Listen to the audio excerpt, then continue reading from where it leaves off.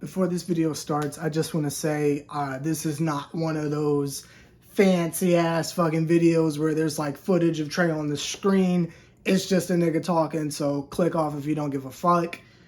I have not posted a video on YouTube in about maybe 2 years now, and I needed to put this out because this is for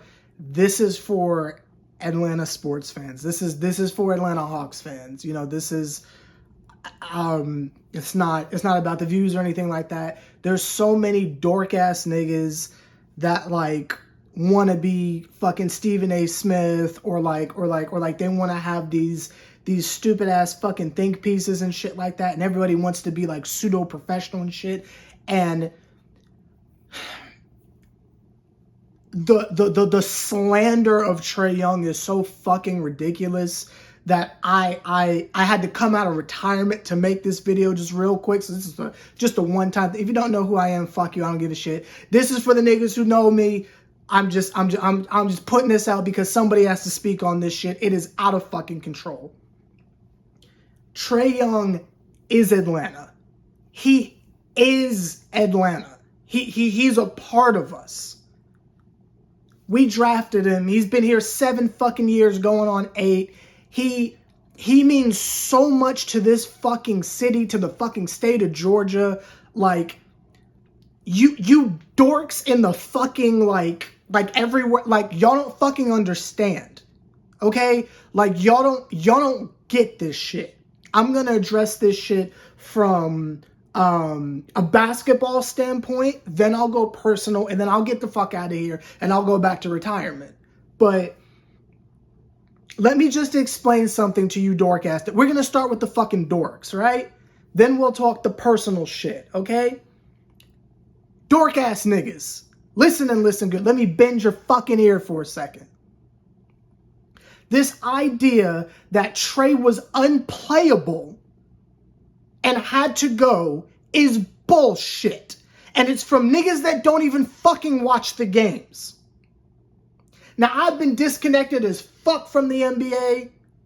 I'm telling you, I haven't watched basketball since the Dream got bounced in the first round. I'm so off the shit right now. Like a nigga watching hockey. That's how far removed from the NBA I am right now. But even I tuned in to see what the fuck is going on. When the season first started, Quinn Snyder's cokehead ass, Professor Utonium cokehead ass, had Trae Young in the corner while Jalen Johnson is handling the ball. And I said to myself, this shit ain't gonna work. Now, we all agreed over the summer that this is his Steve Nash moment. This is Trae's fucking Steve Nash moment. You got him Amari Stoudemire. First of all, that nigga Jalen Johnson's never healthy. So again, the opinions of niggas who don't watch, we don't give a shit. Jalen Johnson, this is his first year not being hurt. So shut the fuck up with he's the face of the franchise shit. When he can play a whole fucking season and not get hurt, come say some shit to me. And in a couple years, if I'm wrong, I don't give a fuck. Fuck y'all niggas. I'm talking about right now. So let's get that out the way. What we were supposed to do is give Trae fucking help. You get Porzingis. I knew that shit wasn't going to work.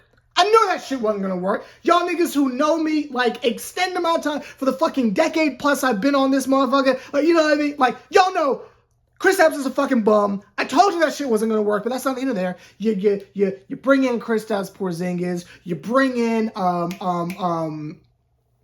dude from the Grizzlies, whose name I can't remember. I always get him confused with Luke Cornett. I never know this motherfucker's name. The white boy who's supposed to know how to shoot and shit like that. Not V. I'm talking about the one we got from the Grizzlies. You know what the fuck I'm talking about, but that's not even there. You bring in Nickeil Alexander-Walker. Like, okay, you're getting Trae help. Dyson Daniels is coming off of a season where he should have been Defensive Player of the Year. Okay, he's got fucking help. Y'all niggas gave up on DeJounte Murray too fucking quickly, but fuck it, we ball. The situation will handle itself. John Collins did nothing to be traded, but that's perfectly fine. Allegedly, Jalen Johnson's going to take that next step and Moge played good last year. Like, you know what I mean? Like a Conwoo's doing his shit. Should have been starting from the beginning of the year, but that's not here there. I don't know why the fuck Porzingis is here, but that's not here there. So it's like the point was get Trae help. So we go into the season, and I'm telling you, I'm watching the game, and I saw this shit in preseason, and I'm like, this shit's not adding up. Why is Trae playing off ball so Jalen Johnson can be a point forward? He's never done that before, but all of a sudden they just decide to put Trae in the corner. You know Trae doesn't play off ball. I know Trae doesn't play off ball, but cool, we're just going to roll with this shit. We're getting our ass beat game after game after game. The shit's not working. So instead of taking a step back and saying, you know, this stupid ass strategy is not working, put the ball back in Trae's hand and let fucking Jalen Johnson's big ass be off ball, and we can go back to the winning that we were doing last year before Jalen's fragile Anthony Davis made of glass ass gets hurt. Right? You remember before he got hurt? Jalen Johnson's playing off ball. Trae's playing out of his fucking mind, just dishing assist every goddamn where. That's what we should have been doing, but for some reason we didn't do it. Then Trae gets hurt in the game against Brooklyn, I believe. Trae's down. Okay, we're fucked. We never got the backup point guard. We didn't get Westbrook. We didn't get Ben Simmons. What the fuck are we going to do, right? Then at some point, again, because I had stopped watching at that point. I said, I'm not watching this shit. If they just going to fucking lose and waste their time, I'm not watching this shit. At some point, they say, okay, Trae's gone. Now Jalen Johnson can do his shit. And it worked. You know, good shit. Clap in the hand. Like, I'm not anti-Jalen. Shout out to him. But then Trae comes back and the writing was definitely on the wall, hitting the cliches and shit like that. Like, damn, they're playing really well without Trae. This is kind of fucked up. Cool. Like, I know basketball. I get it. You remove him. The defensive liability is gone. Everybody can play defense. Everybody's tall. Like, I fucking get it. We got it. Okay, we got it. Trae comes back. The chemistry's really fucking weird, but you gotta give them niggas a chance. And again, this your turn, my turn shit with the idea that Jalen Johnson is a point forward when you have Trae, it just doesn't work. It doesn't fucking work. But the Hawks say, fuck it, we're losing games with him out there. We gotta trade Trae. Now, basketball, and again, if you don't watch the games, if you're not a fan of the Hawks, if you're not from Atlanta, I get it. I get it. What it looks like on paper, you're reading the statistics, the box scores. I get it. But do you trade Jalen Brunson because Karl Anthony Towns can drop 40 and 20? No. But he doesn't show effort on defense. He doesn't show effort on defense. You don't watch the game. Suck my dick. That's my response to that. Because y'all don't watch the fucking games. What you could have done, which easily would have solved all this shit, is if you just implement some form of a strategy to hide Trae. Now, I know you're looking at the camera saying, oh, you don't know basketball, it's not that easy. You don't know basketball, it's not that easy. You know who does know basketball and whose fucking job it is to work with the talent you have, especially when one of your talents is a generational player that you fucking drafted? Quinn fucking Snyder. And if you can't make that shit work, does Donovan Mitchell play fucking defense? Like, stop this shit. If you can't make that work, maybe you shouldn't be the fucking coach. Because everybody wants to go to the Hawks were so much better without Trae. The niggas were 500 without Trae. That means you won as many games as you lost. And we're talking about, we're putting all our eggs in the basket of someone who has never been healthy for a full season. Trae gives you 7 years of unquestionably top 3 point guard in the East at all times. But Jalen Johnson gets you 500 ball for 2 months. This is 3, I know. But for 2 months. And it's fuck Trae. Get the fuck out of here. Get the fuck out of here. Trae Young does not play off ball. That's not what he does. Like, that's not what he does. Like, did you draft Jalen Johnson, like, number 5 overall? Did you trade Luka for Jalen Johnson? No. And it fucks with me because it's not even like Trae got old and it just didn't work or some shit. He's 27. It's not like he had some career-ending injury on some D-Rose shit, and it's like, like, you gotta let the nigga go because he's not who he once was. That's not what happened. But this is an organization that continuously gives up and pulls the plug on shit before niggas even have a fucking chance. You didn't even give Trae a chance with the team he got us. He called up Nickeil Alexander-Walker. He called up that nigga from Memphis whose name I can't remember. He called up Kristaps Porzingis. Trae got you this shit. And you reward him with sending him to fucking Washington. Them niggas over there is kidnapping motherfuckers in Venezuela, and you want Trae to be involved with that? Fuck!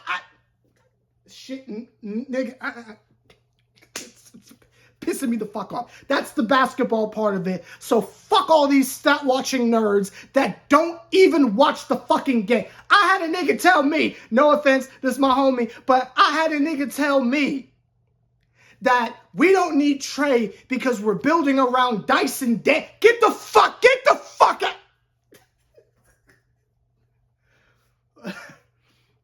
So that's the basketball side of it, right? Let's talk about the personal side of this shit, okay? I have been through something like this before on a macro level and a actual like micro and macro. You know what the fuck I'm talking about. On a small scale and a comparable scale, right? When the Nets traded Karis LeVert and Jared Allen for James Harden, I said this is going to end terribly. You cannot get rid of the core of the team for some shit that we know is not going to work. Didn't work. Never got an apology, but that's not here there. So, like, I've been through this shit before. When the Dream traded off Kennedy Carter, you're going to side with Courtney Bum-Ass Williams and Tiffany Hayes. Had that shit work out for us, but that's neither here nor there. Like, I've been through it on a mini level. Let me tell you the full comparison for people who have been fucking with me for the longest time. Nigga, when they traded Carmelo Anthony from the Knicks, Phil Jackson did such a good job of brainwashing us into thinking that Melo was a fucking bum. And to Phil Jackson's credit, Melo was like at the end of the road. Like, I'm not saying he was ass. It's just like we had to go in a clear, damn, this is kind of like the Melo thing. We had like just gotten Porzingis, and it's like we didn't know Porzingis was ass at the time, but it's like something had to give. And the way they smoked Melo out was despicable. It was fucking despicable. They sent him to fucking OKC. We never saw the nigga again. And I'm telling you, they're doing the same thing with Trae, and it is so fucked up. Because just like with the Melo shit, the fan base is split in half. You got niggas that call him a fucking dictator, like he didn't hit that crazy-ass fucking shot against the Celtics to keep us in the fucking playoffs when bum-ass DeJounte Murray got thrown the fuck out. Like, niggas just forget about that shit. Everybody just fucking pretends it was like the Eastern Conference Finals run and Trae didn't do shit else. Like, everybody just forgets everything else he did for us, but cool, fine, cool. Where I feel like it hits is you are talking about someone who is not only the face of a franchise, but the face of a community. Much like with the Carmelo Anthony thing, some of y'all are too young to remember this, but Carmelo was the Knicks. Carmelo was New York. And I didn't really feel that much because I'm not from New York, right? I covered it, but like I don't live in New York, right? The impact that nigga Trae had, and I'm telling you, like, we were already kind of feeling it a little bit, but that Eastern Conference fucking run when they went to, round 3, like, the way the city felt that shit when he bitch smacked New York in the first round, like, Niggas felt that shit around, like you literally, like it was like the first summer we had post quarantine. So it was the first time niggas was outside. You felt that shit. Like everybody, whether you fuck with the Hawks or not, everybody was talking about, yo, this nigga Trae's going crazy. He had Atlanta across his chest. Like, he owned that shit. And from then on, the highs, the lows, all that shit. Like, he's on every fucking billboard. You go to Walmart, you go to the sports section, it's like, here's the bullshit Brave shit, and then here's a wall of Trae Young knockoff jerseys. Like, you can't go to a fucking concert, like, anywhere. And they're like, I'm not just bullshitting State Farm Arena here. Like, I'm talking, you can't go to the city and not have a nigga on the side of the road while you're stuck in traffic trying to panhandle some bootleg-ass Trae Young memorabilia. Like, he is Atlanta. The celebrities, when they come to the games, they don't give a fuck about the hot. They want to see Trae. You can't, you can't just send him away like that. Mid fucking, like, if they let the season play out and he left us in free agency or some shit like that, it would hurt, but it's like, okay. But the fact that we as fans are, and not just fans, I'm talking like niggas that just live in Atlanta, we feel so fucking powerless because y'all just sent him, you just sent him away. He is such a crucial piece of Atlanta's culture. When he does the off-season shit with Billboard and like Quavo and shit like that, like he's represent, like that's our culture. Fucking Ice Trae, all that shit. Ice Trae the game. Ice Trae. Come on, bro. Like, if you're not from here, you don't get it. And this is the first time, because a lot of the teams I like I'm not really like regionally attached to them. But this shit's different. This shit's different, man. Shout out Dominique, but I wasn't there for that shit. I can't tell you how that shit felt. But I can tell you, a nigga like me that might go play pickup or some shit like that. There's like the adults or whatever, but all the fucking kids got fucking Trae Young jerseys on. It doesn't matter how old you are, gender, identity, whatever the fuck. You go to play pickup, everyone around here's got Traes on. Like, it's different. You go to the fucking YMCA, that fucking partnership, Trae was everywhere. Like, y'all don't get it. We're not some bullshit small market team surrounded by cornfields and shit. No, like it's not just he was in a couple Ed Voyle Honda commercials or some shit. He was Atlanta. For me personally, I was already off of basketball, but like now I'm never coming back. Cause it's like I feel like somebody died. He's in Washington, he's fine, but it's like I feel like the nigga died. And the way the Hawks are just like, oh, we got CJ McCollum, we got Kirk. Nigga, get the fuck out of here with that shit. Like, I've never felt no shit like this before, I'm gonna be honest with you. And I have covered sports online, if you include the 2 years I've been gone, a decade. But I've never felt shit like this before. I've seen players come and go, it hurts. But I've never felt some shit like this before. Trae, if you're watching this, you're not. But if you're watching this, you're not. But if you're watching this, good luck, bro. Appreciate the goddamn memories. Do not listen to mass media. Do not listen to these hating ass niggas that never wanted you here for some reason. I'm speaking for the culture of Atlanta. You will be missed. And when you retire, and you do the bullshit thing where you get your jersey retired and we all have to pretend like we didn't send you to fucking Washington in your prime, we will all be here with open arms. We will push that fucking Dominique Wilkins statue over to the side, and we will put a gigantic Trae Young fucking shit in its place. Shout out Dominique, but you know what the fuck I'm talking about. We fuck with you like that. If you want to pull an Arnold Schwarzenegger type shit and you want to run for, I don't give a fuck. Hey, as long as you don't put on the goddamn red hat, you feel me? You got to vote with me. We fuck with you heavy. Cliche as it sounds, once a hawk, always a fucking hawk. And it's not like the bullshit Jeff Teague meme, none of that shit. We fuck with you for real. You should have retired here on some Steph Curry shit, we assume. On some Kobe shit. Minus the... almost made a fucked up joke. Almost got myself fucking canceled. But that's not here there. The point is, we fuck with you. We miss you. We love you. Fuck the Hawks.